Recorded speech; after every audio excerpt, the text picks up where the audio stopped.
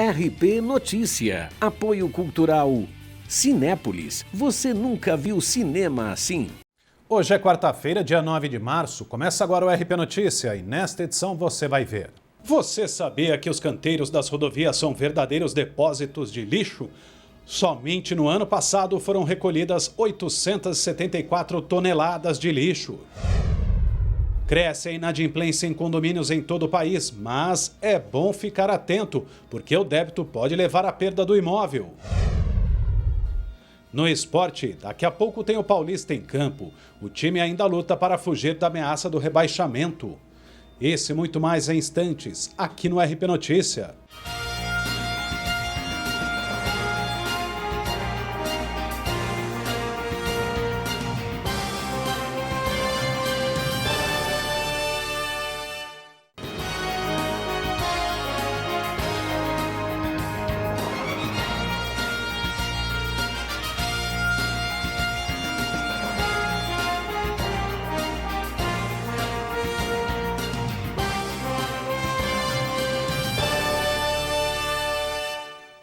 Boa noite. A inadimplência nos condomínios residenciais em todo o país subiu mais uma vez. Manter a limpeza e a organização com os salários de funcionários fazem parte dos custos fixos dos condomínios, que sempre precisam ser rateados entre os moradores. Mas em tempo de crise tem ficado difícil equilibrar as contas. Em 2015, a inadimplência subiu de 13% para 17% em relação a 2014. E segundo o Instituto Pró-Síndico, 80% dos condomínios enfrentam problemas financeiros. Neste, em Jundiaí, possui 6 torres e a situação por aqui não é nada diferente. A crise abalou, acho que no geral, né, muitos perderam emprego. E a outra parte é que o pessoal hoje prefere estar investindo além de ter que pagar o financiamento, a pessoa, além disso, tem que pagar o financiamento de imóveis, prefere ter uma televisão boa, um carro bom, e o pessoal acaba deixando. Mas com a melhora aí com as mudanças na lei aí, vamos ver se a gente começa a diminuir um pouco, né, a inadimplência. Este advogado especializado em cobranças conta que uma nova lei pode deixar as contas condominiais um pouco mais salgadas, o que pesa ainda mais no bolso no fim do mês. O que é previsto no Código Civil é uma multa de 2% e juros de 1% ao mês. Mas o que hoje vem ocorrendo, em havendo aprovação de 2/3 dos condôminos inadimplentes, é possível não alteração da multa, mas sim alteração dos juros, que ao invés de 1% ao mês, vai corresponder a 0,33 ao dia. O especialista ressalta ainda que quem não cumpre com as obrigações corre sim o risco de perder o imóvel, mesmo que a casa ou apartamento seja um único bem da família. Totalmente possível a penhora em dívidas condominiais. Qual é a diferença? Porque essa dívida é distrita ao imóvel e não à pessoa. Então, embora esse imóvel ele seja o único bem desse devedor, em se tratando de dívida condominial, totalmente possível a penhora desse único bem imóvel. E é exatamente isto que o síndico Leandro, que nós mostramos no começo desta reportagem, não quer. Se tratando de acabar com a inadimplência, a solução que ele encontrou foi contratar um outro tipo de serviço de cobrança. A gente trocou a administradora, consequentemente a gente está contratando uma empresa de cobrança para poder dar esse auxílio para a gente, né, para poder cobrar o pessoal fora de horário, porque a administradora ela tem um horário para trabalho. E eles deram um suporte maior para mim, poder estar correndo atrás e para o condomínio em geral, para poder estar cobrando o pessoal, para ver se diminui. A ideia é essa, diminuir bastante. O novo Código de Processo Civil entra em vigor até o dia 20 deste mês. Mudança na lei prevê também que recurso de conta bancária do inadimplente pode ser bloqueado. Vamos falar agora da previsão do tempo para amanhã nas cidades da nossa região. Muita estabilidade a partir do período da tarde. Confira os detalhes.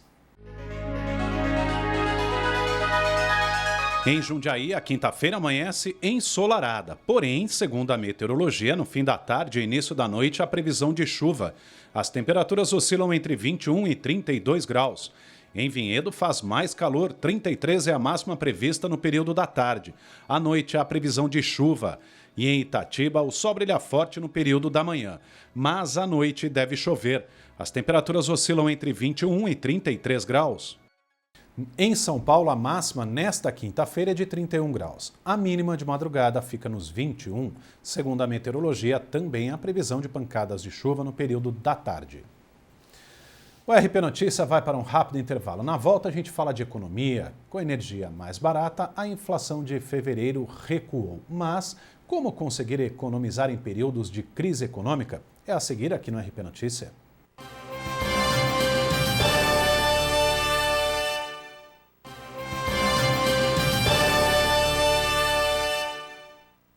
A Secretaria de Educação de Jundiaí abre nesta quinta-feira o período de inscrições para creches municipais e instituições conveniadas de educação infantil de meio período e período integral que atendem crianças de 4 meses a 3 anos, residentes em Jundiaí.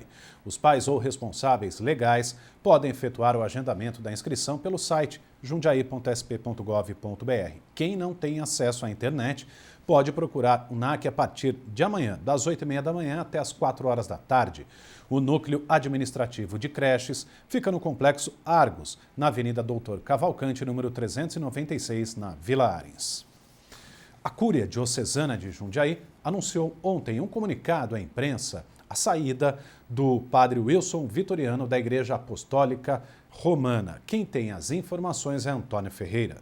A carta de excomunhão foi publicada pelo bispo da Diocese de Jundiaí, Dom Vicente Costa. E para falar um pouco mais sobre este assunto, eu converso agora com o padre da Igreja Católica Apostólica Anglicana, Wilson Vitoriano.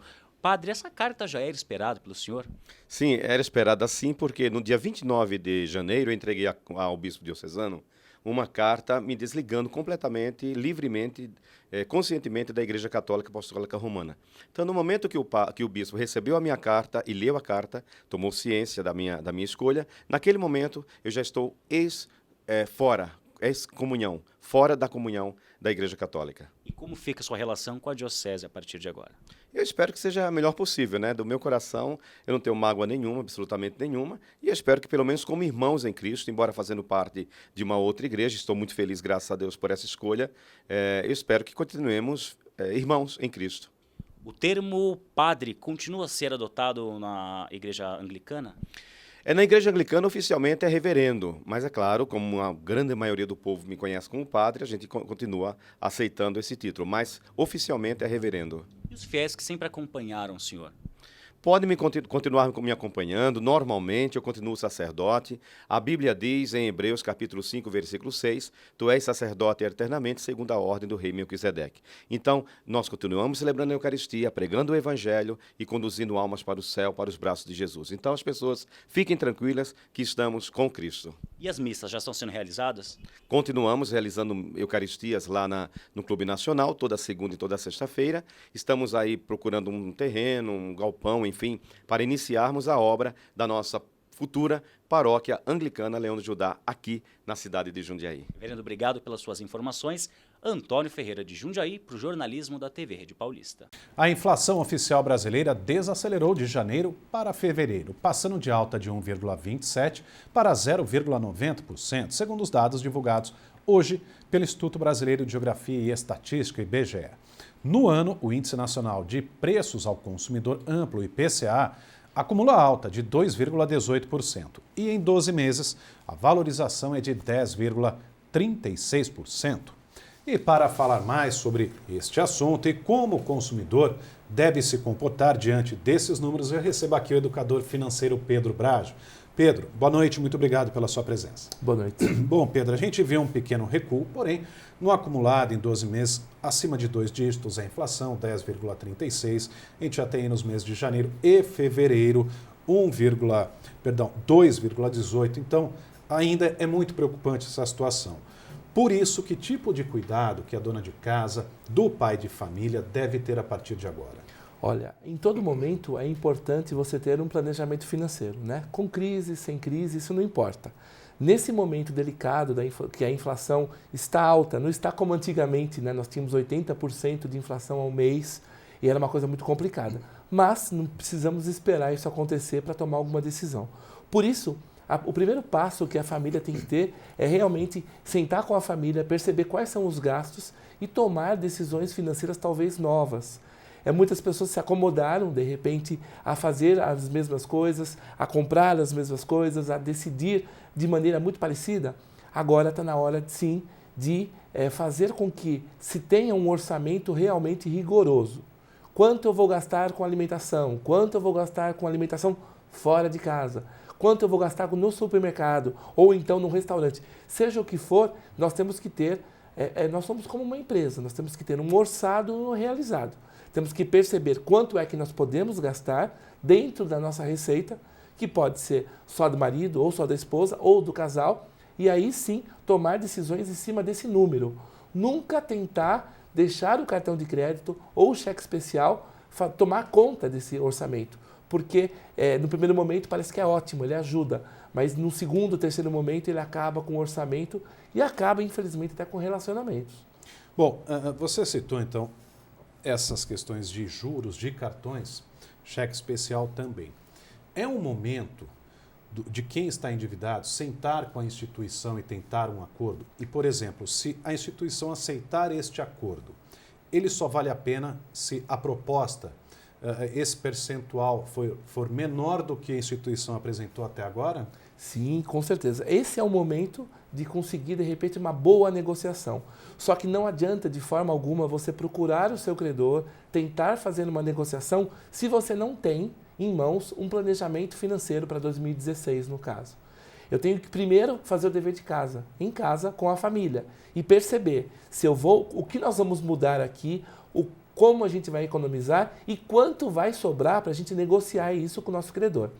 A maior falha que existe nessas negociações é que a pessoa vai sem informação alguma, quem dita as regras é o credor e, como a pessoa que está devendo ela não tem esse controle, ela acaba aceitando. E aceitando, ela consegue arcar com isso durante 1 ou 2 meses.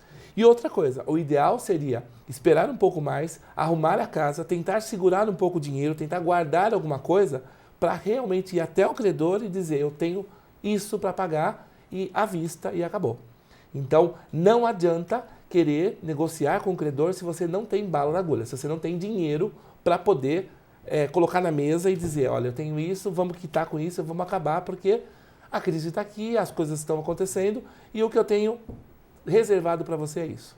Tá. Com relação a quem ainda pensa, por exemplo, olha, o momento é bom para comprar um carro, vou financiar. É bom?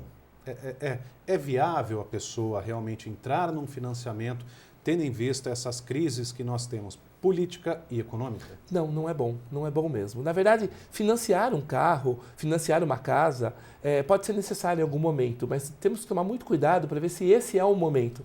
De repente, o carro que eu quero financiar, ele vai me trazer muitos benefícios e eu não posso ficar sem ele por N motivos. Aí eu digo, não é bom financiar, mas nesse caso, abre-se uma exceção e vamos pagar pelo custo.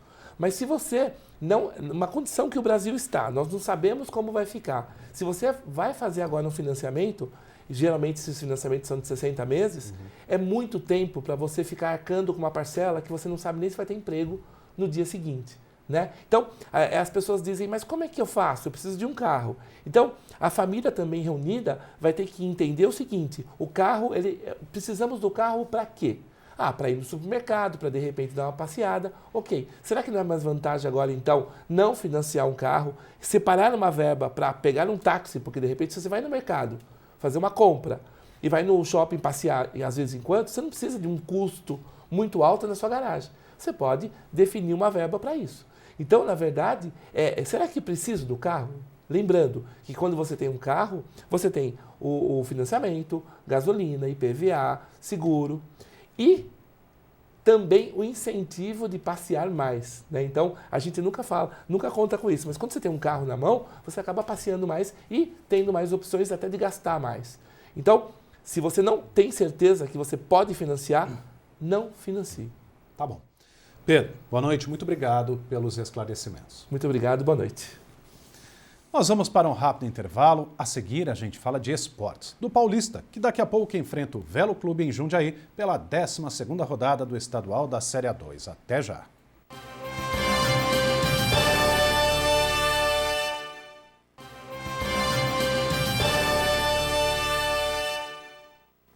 Já estamos de volta e agora você vai ver que uma ação encabeçada pela Artesp levou diversas concessionárias de rodovias a ampliar os serviços para a retirada de lixo das margens. Uma grande equipe percorre as margens da rodovia Anhanguera para coletar embalagens jogadas pelos motoristas. O trabalho, que já é rotina, está reforçado. A quantidade de lixo retirado nos últimos anos dos canteiros das rodovias Anhanguera e Bandeirantes impressiona. Em 2014, foram 940 toneladas e no ano passado, 874 toneladas. O trabalho diário sempre traz grandes números. Diariamente, nós recolhemos com aproximadamente 60 pessoas todo o lixo da rodovia do sistema Anhanguera Bandeirantes. Hoje, apoiando a campanha da Artesp de combate ao mosquito Aedes, nós intensificamos com 250 pessoas em todo o sistema Anhanguera Bandeirantes. O que é encontrado impressiona. Carrinhos de bebês, computadores antigos, caixa de isopor, itens que nem dá para acreditar. E muitos que podem acumular água, o que preocupa. Em alguma coisa sempre encontra, em copos, garrafas, sempre encontra água parada nesses objetos. E um lixo muito encontrado nas rodovias é a garrafa PET. O telefone da concessionária que administra o sistema Anhanguera Bandeirantes para denúncias é o 0800 055 5550. Agora a gente fala de futebol paulista da Série A2. Daqui a pouco o Galo de Jundiaí tenta se recuperar da derrota de 3-0 sofrida no último final de semana contra o Marília. Hoje o time enfrenta o Velo Clube e tenta respirar um pouco mais na classificação. O Paulista ainda tem 8 jogos pela frente no campeonato e o próximo é nesta quarta-feira contra o Velo Clube em casa. Para falar um pouco mais sobre este assunto, eu converso agora com o técnico do Paulista, Beto Cavalcante. Professor, expectativa após uma derrota fora de casa? A expectativa é boa, a gente sabe que vai jogar dentro de casa contra um adversário duro, porém nós temos que ir em busca dos 3 pontos para que nos dê mais uma tranquilidade aí dentro da tabela e para a sequência do campeonato. Tem muitos jogadores afastados, professor, por conta de contusões. Como que o senhor pretende lidar dentro de campo? Bom, a gente está vendo os jogadores que estão aptos, né, que vão estar à disposição. Dentro disso, tentar levar a melhor equipe a campo para que a gente possa fazer um grande jogo, enfrentando um grande adversário que está bem classificado, mas que a gente pode diminuir essa margem de pontos para o próprio Velo aí, para 4 pontos, que nos daria ainda a condição de sonhar ainda com a classificação. Beto, o Paulista vem jogando fora de casa, dentro de casa, e vem lutando para sair da zona de rebaixamento, né, com vitórias e com derrotas. Como que você tem lidado isso junto com os jogadores, o psicológico, até mesmo o físico, por conta da distância? Bom, a distância é desgastante, é um desgaste que a gente sabia disso. A gente está tentando conviver com isso da melhor maneira possível. A gente sabe que não é fácil, mas a gente tem que esquecer isso agora e focar única e exclusivamente no Velo para conseguir vencer o jogo e pontuar na tabela de classificação. Professor, muito obrigado pelas suas informações. Lembrando que o Galo de Jundiaí joga nesta quarta-feira às 8 horas da noite. Antônio Ferreira de Jundiaí para o jornalismo da TV Rede Paulista. A partida Paulista e Velo Clube começa às 8 horas da noite. Os ingressos estão à venda na bilheteria do estádio. Arquibancada coberta R$ 40, descoberta R$ 20 e meia entrada R$ 10. O Velo Clube é o 6º colocado na classificação com 19 pontos. Já o Galo de Jundiaí ocupa a 14ª colocação com 12 pontos. 1 ponto à frente do 15º colocado. Lembrando que na edição deste ano do Paulista da Série A2, as 6 últimas equipes na classificação serão rebaixadas para a Série A3 do ano que vem. E termina aqui o RP Notícia. Mais informações você encontra no nosso portal rpnoticia.com e também durante a nossa programação. Uma ótima noite para você e até amanhã.